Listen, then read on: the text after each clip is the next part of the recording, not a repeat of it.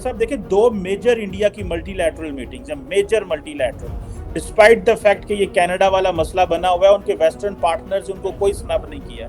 ये बड़ी important development है।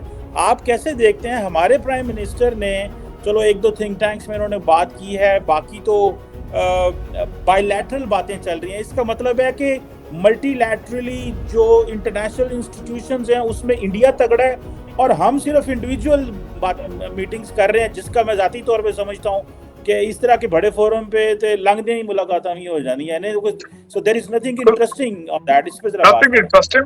और चीमा साहब, मैं ये बल्कि ये कहूंगा चीमा साहब, इसमें क्या ये सूट करता था कि अमेरिका की on the soil of America आप आके कहें कि we are Israel to China? ये सूट करता था? आपके जो होस्ट हैं उनको कैसा लगा होगा, उनकी क्या फीलिंग्स होंगी इसमें? एक तो ये बात करना चाहूंगा।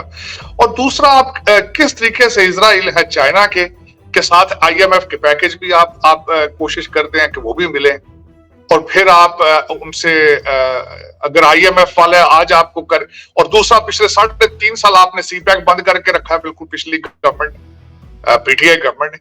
आप किस किस्म के इजराइल हैं? यहाँ पे ये बताना चाहूंगा कि अमेरिका का इजराइल बनना इतना आसान नहीं है।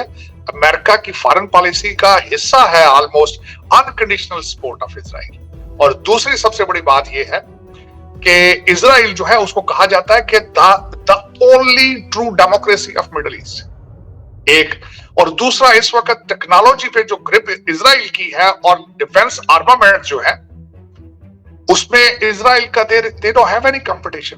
इस वक्त जो भी IT का स्टार्टअप है वो शुरू इजराइल से होता है, तो वो उसके साथ बात करने की हद तक आप कर सकते हैं। लेकिन अगर देखा जाए तो चीमा साहब, ये बात होनी चाहिए ऐसे, आपको चाइना का इजराइल होना चाहिए, लेकिन आप नहीं हैं। उसकी वजह क्या है? आपका सिर्फ चाइना के साथ एक रिलेशनशिप है, दो रिलेशनशिप मैं आपको बताना चाहूंगा। एक तो आप मुसलसल भारत की दुश्मनी बेचते हैं उनके लिए, उनके सामने, उनके साथ उस चीज का फायदा उठाते हैं आप। दूसरा, उसका आप फायदा ये उठाते हैं कि किकबैक्स, चाइनीज कल्चर का हिस्सा है किकबैक्स और करप्शन। आप वहां पे प्रोजेक्ट करते हैं और उसकी किकबैक आपको लंदन में मिल जाती है। ये आपका दूसरा फेवरेट रिलेशनशिप है उनके साथ। इसके अलावा तीसरी कोई चीज है ही नहीं अगर देखा जाए। और तीसरी क्या चीज होनी चाहिए? आप ना सिर्फ चाइना से मुखलस नहीं है, आप किसी के साथ भी मुखलस नहीं है। आप अफगानिस्तान के साथ मुखलस हैं, जिसके पीछे आपने सारा कंट्री तबाह कर दिया, अगली जनरेशन सारी तबाह कर दी है। आज वो भी आपके साथ नहीं है। ईरान के साथ आप नहीं है, भारत के साथ आप नहीं है। आप किसके साथ हैं सिवाय डॉलरों के या पाउंड्स के?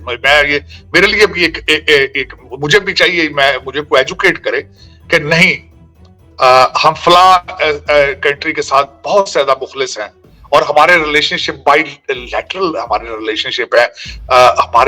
हमारा देखें जी, हम उनसे ये फलां चीज देते हैं, फलां चीज देते हैं रिटर्न। सऊदी अरेबिया से कर लें, आप UAE से, किसी से बाइलैटरल रिलेशनशिप मुझे बताएं किस कंट्री के साथ आपके रिलेशनशिप डॉलर पाउंड बेस है, नॉट नेशनल इंटरेस्ट बेस। उसकी वजह यह है चीमा साहब, आज मैं जो चीजें देख रहा हूं इस वक्त आपके क्राइसिस, मैंने एक आर्टिकल पढ़ा आपका रिसेंटली रिलेटेड टू द आपके जो एनर्जी के कॉन्ट्रैक्ट थे IPPs, आपने उसके अंदर ऐसे ऐसे फ्रॉड किए हैं। उसके अंदर यहाँ पे एक ग्रुप है पाकिस्तान के अंदर, कुछ वकला है, वो रिट सामने रखना चाहते हैं फैज साहब के, नए हमारे काजी फायज ईसा साहब के सामने, कि इन सारे IPPs के कॉन्ट्रैक्ट पुराने, इनको खोल के देखा जाए कि किस तरीके से इस मुल्क की किस्मतों के फैसले हुए। दुनिया में एवरेज है कि बिजली के प्रोजेक्ट्स पे 3% प्रॉफिट लिया जाता है।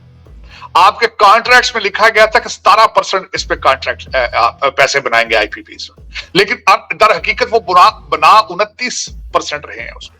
फिर उनको कहा गया है कि आप डॉलरों में कंट्री से बाहर ले जा सकेंगे रकम। फिर उनको कहा गया था कि हम आपको तेल और दूसरा जो क्रूड ऑयल, ये सारी चीजें हम डॉलरों में खरीद के आपको देंगे। ये इतनी स्वीट डील्स बनाई गई थी और किकबैक्स लिए गए थे, चीजें आप सोच नहीं सकते। पता नहीं किस बेदर्दी के साथ ये सारे लोग मिलकर करते हैं, खाते हैं सारा कुछ, और कोई पूछने वाला नहीं है, कोई उसका पुरसाने हाल नहीं है। मेरे ख्याल में तो अगर जाती तौर पर मुझसे पूछे, केयर टेकर गवर्नमेंट का बनता नहीं था यूनाइटेड नेशंस में कौम के खर्चे पे आना। मैं तो इस पे, मुझे तो रिजर्वेशंस है। बाकी कौन सा कहते हैं, किसी पहले कौन सा ठीक हुआ या आगे किसी ने कौन सा ठीक करना है इसमें, ये तो फिर इस पे तो दुआ खैर ही हो सकती है। वरना मैंडेट होता है, कौम की सपोर्ट पीछे होती है, तब आपको लीडर जब मिलते हैं तो आपकी इज्जत होती है कि आपके पीछे you are elected, you have mandate, you have trust on the nation, you are making good decisions for the nation। तो आप मेरा मकसद, आप मुझे ये बताएं, आप केयर टेकर गवर्नमेंट कौन सा डिसीजन किसी के साथ ले सकती है? और अगर होते भी, इलेक्टेड भी होते, तो फिर भी मेरे ख्याल में नहीं आना चाहिए था। आपके तो हालात ही बड़े खराब है, सख्त इकोनॉमी आपकी सख्त खराब है। अगर इलेक्टेड भी होते तो यहाँ आने का तो प्लेटफॉर्म पे कुछ आप जैसे कंट्रीज के लोगों को तो चाहिए जूम के ऊपर बैठ के मीटिंग अटेंड करेंगे। बिल्कुल मैं सही कह, जो आप तो अफोर्ड ही नहीं कर पाते। आपके कौन से हालात है? नहीं, फॉरेन मिनिस्टर ने भी आके क्या कर लेना था यहाँ पे आके? उसने भी अपनी जाती होटल के कमरों के खर्चे अगर सोचा जाए तो या तो अपनी जेब से दें, तो पाकिस्तान कंट्री अफोर्ड कर सकता है। डॉक्टर साहब, बड़ा यहाँ पे न्यूयॉर्क में होटल बड़े महंगे होते हैं, बड़े बड़े 2-2 लाख, क्योंकि उसकी वजह ये है ना, यहाँ पे भी तो हालात उस तरह के चल रहे हैं। क्योंकि इस वक्त जो वेनेजुएलन है, 4.5 लाख वेनेजुएलन को यहाँ पे कल परसों इन्होंने वर्क परमिट दिया। उसमें सबसे ज्यादा इस वक्त न्यूयॉर्क में बैठे हैं और सबको 5 स्टार होटल में ठहराया गया। मेरे एक दोस्त ने अगले दिन एक होटल के कमरे में जाकर, उन्होंने होटल में कमरा लिया है जिसका एवरेज रेट $400-500 होता था, उन्होंने $2000 एक रात का पे किया उसी कमरे का। तो इन सर्कमस्टांसेस में आप अफोर्ड कर सकते हैं। आप अगर सोचा जाए, अगर मॉरल्स हो, अगर चीजें हो, ज़मीर नाम की इस तरह की चीजें आपके साथ हो, आप पाकिस्तानी हो, दर्द रखते हो पाकिस्तान के लिए, तो जूम पे आना चाहिए था, जूम पे होना चाहिए था। क्योंकि आपने क्या लेना है देना यूनाइटेड नेशंस को? कुछ दे सकते हैं आप, आपकी बात, आपकी कुछ सुनवाई हो सकती है वहां पर, अगर रियलिस्टिकली सोचा जाए। और फिर वो भी केयर टेकर गवर्नमेंट हो जिसका कोई मैंडेट ही नहीं है, किसी ने सिलेक्ट किया, किसी ने कड़े चो पर्ची कड्डी, तो तुम वज़ीर आज़म बन गए हो। तो ये तो फिर इसमें, लेकिन चीमा साहब देखें, हालात इस वक्त टेंस चल रहे हैं बिल्कुल। आपके पॉलिटिकल एक बड़ा सैलाब, एक तूफान खड़ा हुआ है, क्योंकि वो जो नवाज शरीफ साहब ने सुना है, जो अगले दिन उन्होंने इस चीज का जो इशारा दिया है कि वो कहते हैं कि मैं बदला लूंगा, या मैं आर्टिकल 6 होना चाहिए जजों के ऊपर भी और जनरलों के ऊपर भी। तो उसने एक नई डिस्कशन शुरू कर दी है।